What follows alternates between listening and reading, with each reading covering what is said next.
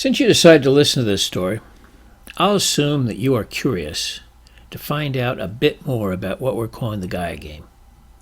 Calling it the Gaia Game and naming the intentional players in the game time, space, adventurers is really just to offer a framework so that the concepts we want you to consider can be discussed in a lighthearted manner. This is because the primary intention is for you to have more fun and adventure in life.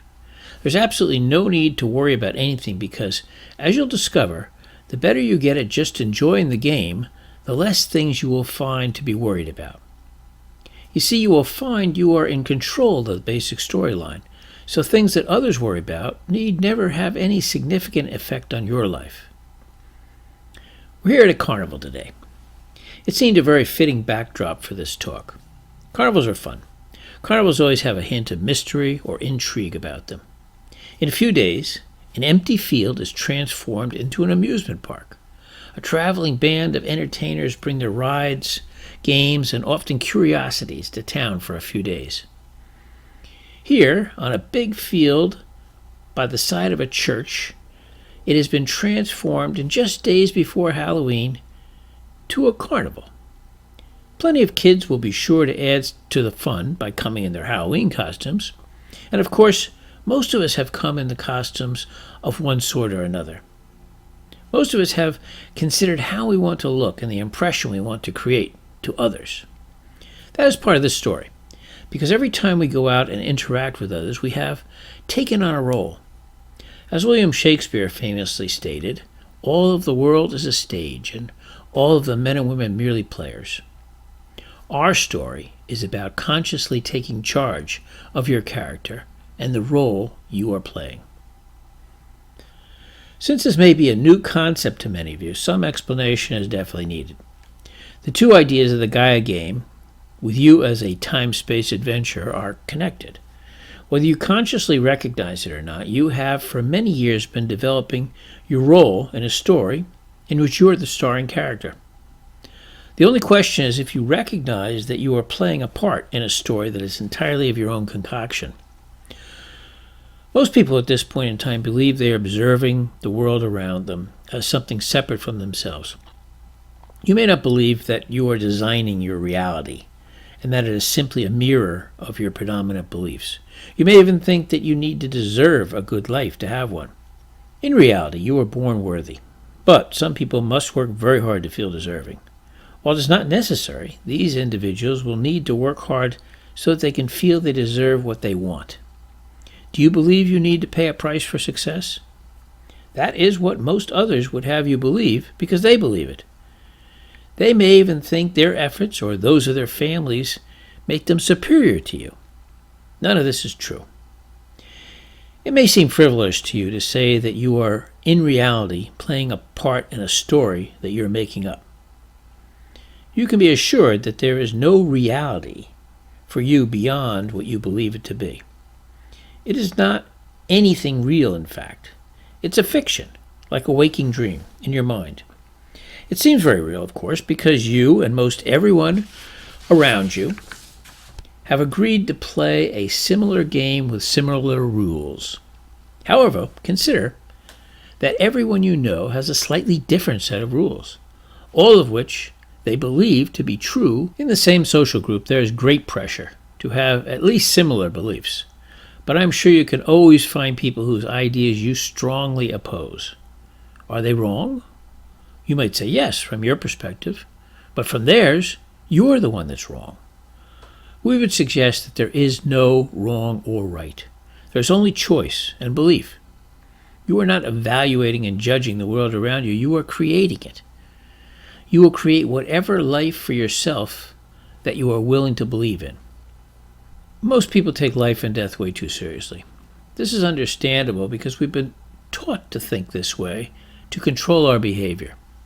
If you believe your fate can be affected by what anyone else does, you may feel the need to limit their freedom to protect yourself.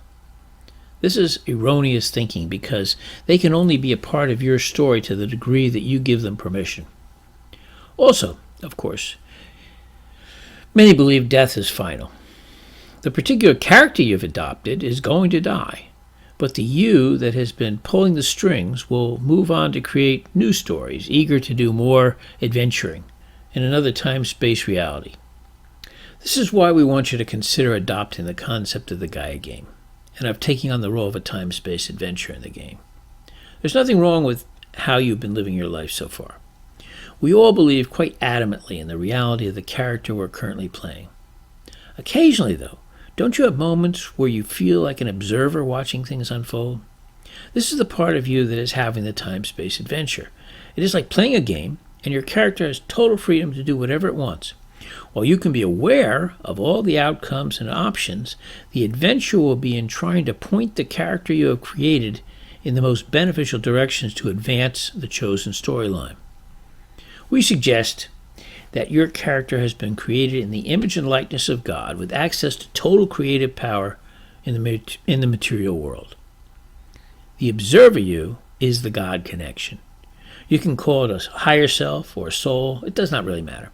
The point is that it is the part of you that is non-physical and can only create in the physical world through the character you created, your player in the current game. Why call it a game? Because anything goes and choice directs all of the action. The scoreboard is the feeling of satisfaction or lack of satisfaction experienced by your character. With the game idea, you can approach things like an adventure where your objective is to find the best way to move in the direction you desire. There's no judgment. And here we come to what you need to learn. To maximize the success of your character, you need to stop judging anything. If your character judges something as wrong, this will be a source of dis-ease, anxiety. Instead, you need to learn to consistently focus your attention on what you want, not what is unwanted. Look for things to appreciate. The more you can stay focused on ideas and information and beliefs and positive future outcomes, the more that will become what your character believes about the world. Since whatever you believe is reality for your character, remember there is nothing real outside of belief. And this is how your character manifests its creative power to shape the material world. Consciousness controls how personal reality is manifested in the physical world.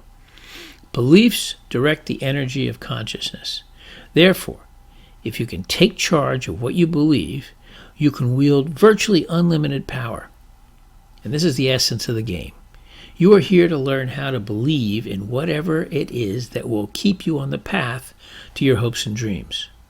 You must just recognize that your character has no limits other than those it accepts for itself. In reality, you can have whatever you desire, and it is learning that skill that is your mission, if you choose to accept it. No judgment, though. Do whatever you want. If you do want to play the game, we hope to give you some ideas and processes to help you claim your power.